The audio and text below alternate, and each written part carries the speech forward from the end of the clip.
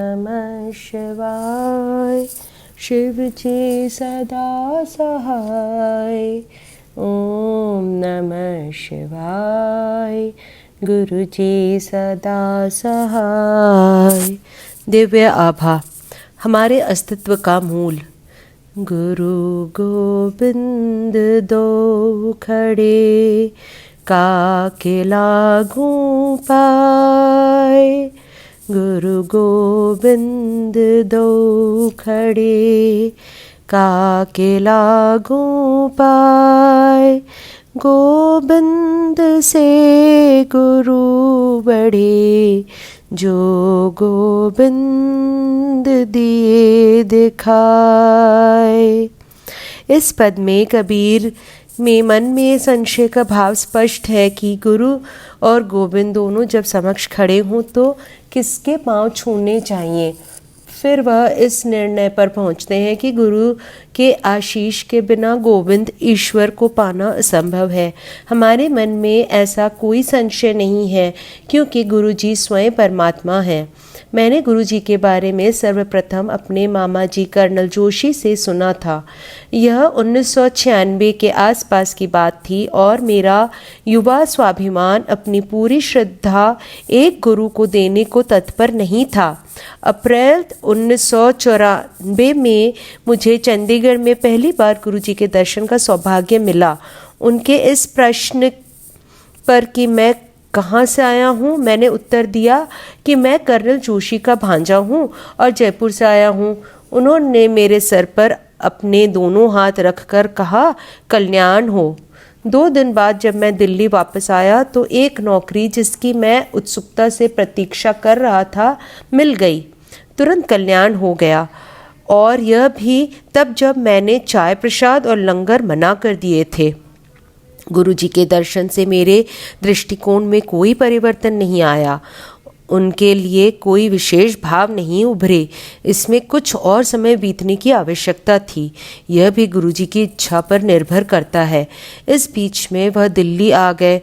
मैं दिल्ली जाता अवश्य था, पर उन 2.5 वर्ष में मैंने ना ही उनके दर्शन किए, ना ही इसका कोई प्रयास किया। इस समय तक मेरी माँ और बहन उनके परम भक्त हो गए थे, पर मैं वही पुराना लकीर का फ़कीर था। मेरी माँ और मैं 2 वर्ष से मेरी बहन के लिए अच्छा वर ढूंढ रहे थे। अप्रैल 2000 में मेरी बहन के होने वाले ससुर का फ़ोन आया कि वह संबंध पक्का करने के इच्छुक हैं। मेरी बहन उस समय दिल्ली में थी और जब उसने गुरुजी को अपने होने वाले पति का चित्र दिखाया तो गुरुजी ने कहा, चंगा मुंडा है। हमारी सब चिंताएं उसी क्षण समाप्त हो गईं। गुरुजी की कृपा से जनवरी 2001 में विवाह की तिथि निश्चित हुई। अब जैसे जैसे समय बीता, शनय शनय मेरी विचारधारा में भी परिवर्तन आने लगा। मेरी बहन का विवाह स्थल उस विद्यालय के प्रांगण में था जहां मेरी माँ पढ़ाती थी। भोज के प्रबंधकर्ता से बात करने पर तंदूर और रसोई के स्थल का निश्चय कर लिया गया। विवाह से 3 दिन पूर्व उस विद्यालय की निर्देशिका, जो मेरी माँ से गुरुजी के बारे में सुनकर उनकी अनुयायी बनी थी, आई और उन्होंने कहा कि गुरुजी ने उनके स्वप्न में आकर रसोई के स्थल परिवर्तन की बात कही है। यद्यपि मैंने इस बात को अधिक महत्व नहीं दिया, पर मेरी माँ ने तुरंत उनकी बात मान ली। विवाह बहुत भली भांति संपन्न हुआ और सब अतिथि आज भी उस स्वादिष्ट भोजन की सराहना करते नहीं थकते। ऐसे दृष्टांत इस बात को स्पष्ट करते हैं कि गुरुजी वास्तव में अंतर्यामी है। इतना होने के बाद भी मैं विश्वास और आस्था में कोसों दूर रहता रहा। मेरी बहन के विवाह के 15 दिन बाद मैं बदल गया। उस दिन मैं कार्यालय से अपनी मोटरसाइकिल पर घर वापस आ रहा था। मैं राजमार्ग पर था और बहुत रात हो चुकी थी। उसी समय एक आवारा कुत्ता मेरे अगले पहिए से आ टकराया। मेरी गति इतनी तेज़ थी कि एक कंकड़ भी मेरी साइकिल के नीचे आता तो मैं पलटी खाकर गिर सकता था। ऊपर से एक बस मेरे पीछे चिपकी हुई आ रही थी और गिरने पर मेरा अंत निश्चित था। परंतु गुरुजी की दया से और दर्शकों के अचंभे से मैंने अपना संतुलन नहीं खोया। मेरी भगवान को धन्यवाद कहने की इच्छा हुई जो मैंने घर के रास्ते में अगले मंदिर के सामने अपना शीश झुकाकर दिया। उसी समय गुरुजी की सुगंध से वातावरण महक गया। मेरे तर्क और स्वाभिमान ने मुझे त्याग दिया और मैंने मन ही मन गुरुजी को धन्यवाद किया। नास्तिक से श्रद्धा परिवर्तन तत्कालीन था। 10 मिनट में विवाह। मेरा स्थानांतरण रेवाड़ी होने के बाद मैं अक्सर गुरुजी के दर्शन के लिए आ जाता था। अब मेरी माँ को मेरे विवाह की चिंता थी।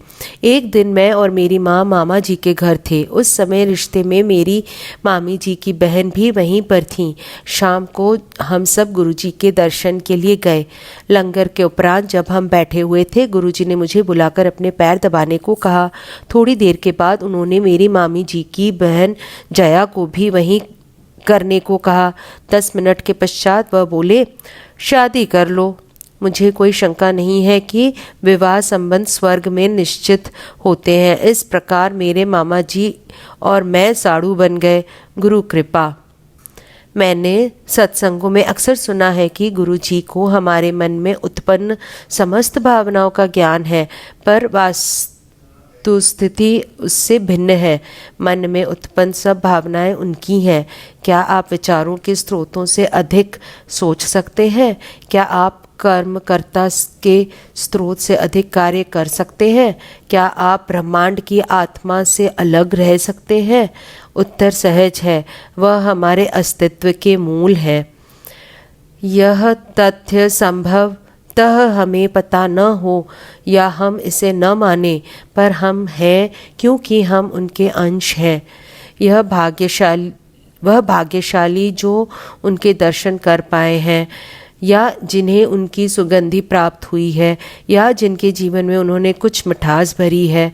यह सब उनके आशीष के धनी है।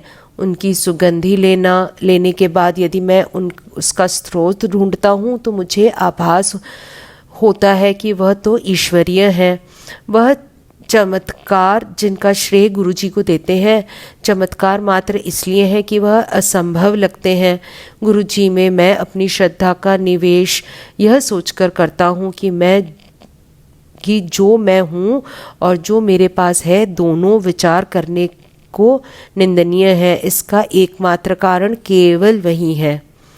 मेरे ऊपर गुरु की कृपा की सूची अंतहीन है। उन्होंने, क्योंकि जन्म से पूर्व की घटनाओं को हम याद नहीं कर सकते, मैं इस संसार में अपने जन्म के लिए, मेरे माता पिता के लिए, मेरे मित्रों के लिए, ऐसे पालन पोषण के लिए, रोग से मुक्त के लिए, दुर्घटनाग्रस्त होने के बाद शीघ्र स्वस्थ करने के लिए, एक प्यारी सी बहन और जीजा के लिए, एक प्रशंसनीय पत्नी और प्यारी सी बेटी के लिए और उनकी कृपा के लिए सदैव गुरुजी का आभारी रहूँगा। गुरुजी को अपने दर्शन करने देने के लिए मैं नतमस्तक हूँ। प्रार्थना है कि उनका स्नेह हम सब पर सदा बना रहे। प्रार्थना है कि वह हमारे परिवार को सदा अपने चरणों में स्थान दें। जय गुरुजी। भावेश पांडे, जयपुर। ओम नमः शिवाय। शिव जी सदा सहाय। ओम नमः शिवाय। गुरु जी सदा सहाय। शुक्राना गुरु जी।